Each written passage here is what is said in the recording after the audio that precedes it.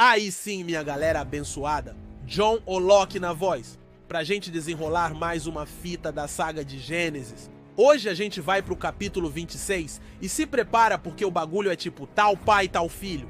Pega a visão. Lembra da mancada que o Abraão deu 2 vezes falando que a Sara era irmã dele por medo? Pois é! Parece que o filho da promessa, o Isaac, não leu esse capítulo da vida do pai. A gente vai ver o Isaac cometendo o mesmo erro, na mesma quebrada e com o mesmo rei. É reprise de vacilo, meu parceiro, mas também vamos ver a fidelidade de Deus que não depende da nossa perfeição.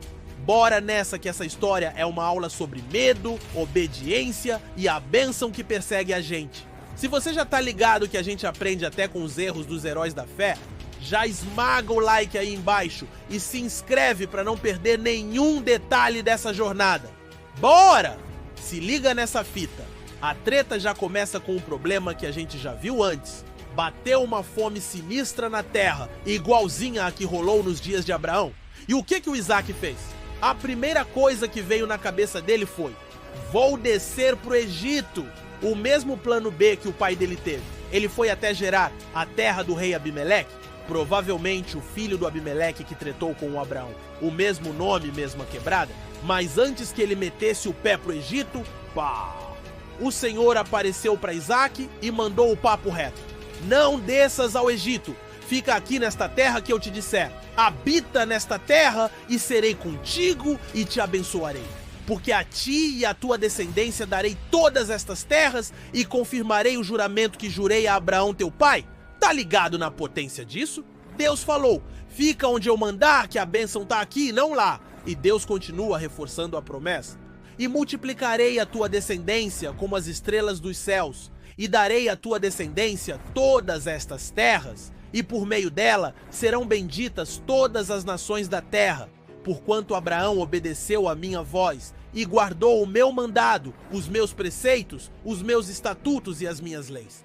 Deus estava dizendo que a bênção na vida de Isaac era uma consequência da fidelidade do pai dele. Que responsa, hein?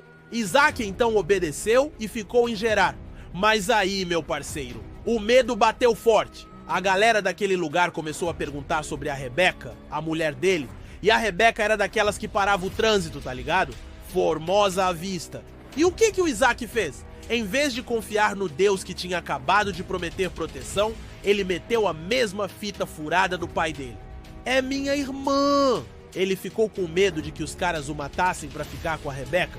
Quebrada sinistra de falta de fé. Essa mentira durou um tempo, mas um dia o rei Abimeleque estava lá na janela do palácio dele e viu uma cena suspeita. Ele viu o Isaac brincando ou acariciando a Rebeca de um jeito que irmão não faz com irmã, se é que você me entende. O rei sacou a treta na hora. Abimeleque chamou Isaac na chincha e mandou a real. Na verdade, ela é tua mulher.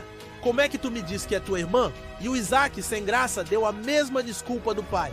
Ah, é que eu fiquei com medo de morrer por causa dela. E o rei Abimeleque deu uma aula de moral nele, igualzinho o pai dele fez com Abraão. Que parada é essa que tu fez com a gente? Por pouco um da minha galera não deitava com a tua mulher e tu ia trazer uma culpa gigante sobre nós. E para proteger o Isaac, mesmo depois da mentira, o rei deu uma ordem para todo o povo. Qualquer que tocar neste homem ou em sua mulher, certamente morrerá. Mais uma vez, Deus usando um rei pagão para proteger o seu escolhido da consequência da sua própria mancada. Se você crê nesse Deus que nos protege mesmo quando a gente vacila, já deixa um glória a Deus nos comentários. E aí, meu parceiro, a bênção de Deus começou a fluir de um jeito absurdo na vida de Isaac.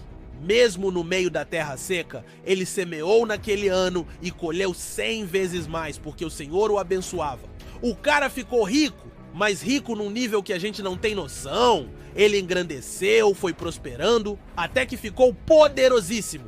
Tinha tanto gado, tantas ovelhas, tanta gente trabalhando para ele, que os filisteus, a galera daquela terra, começaram a ficar com inveja. A inveja era tanta que eles começaram a sabotar o Isaac.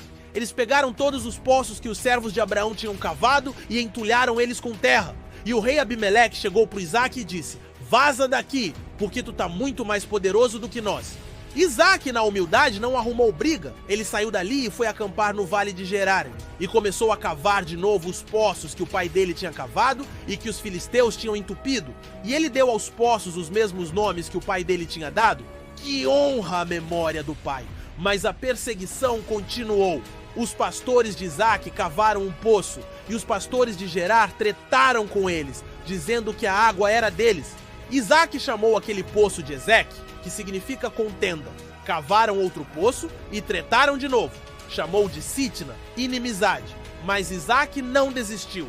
Ele continuou se movendo e cavou outro poço. E por esse, eles não brigaram. Então ele chamou de Reobote, lugares largos ou alívio, e disse: porque agora o Senhor nos deu lugar e cresceremos nesta terra.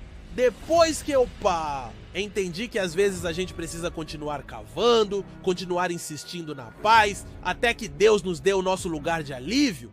Dali ele subiu para Berseba. E naquela mesma noite o Senhor apareceu para ele de novo e disse: eu sou o Deus de Abraão teu pai. Não temas, porque eu sou contigo, e abençoar-te-ei e multiplicarei a tua descendência por amor de Abraão, meu servo. E o que Isaac fez? Levantou um altar e invocou o nome do Senhor.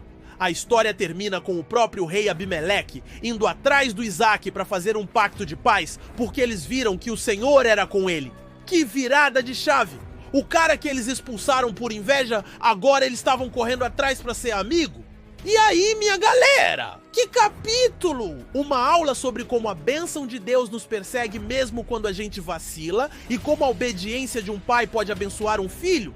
E uma lição sinistra sobre perseverança e humildade para não entrar em briga. Agora quero ouvir o seu papo reto. Por que você acha que o Isaac repetiu o mesmo erro do pai? E o que a atitude dele de não brigar pelos poços te ensina sobre como lidar com as tretas do dia a dia? Solta o verbo nos comentários. E se você curtiu essa fita, essa é a hora de dar aquela moral. Curte o vídeo, se inscreve no canal para não perder nada e ativa o sininho. Tamo junto, firmão, na palavra. Paz!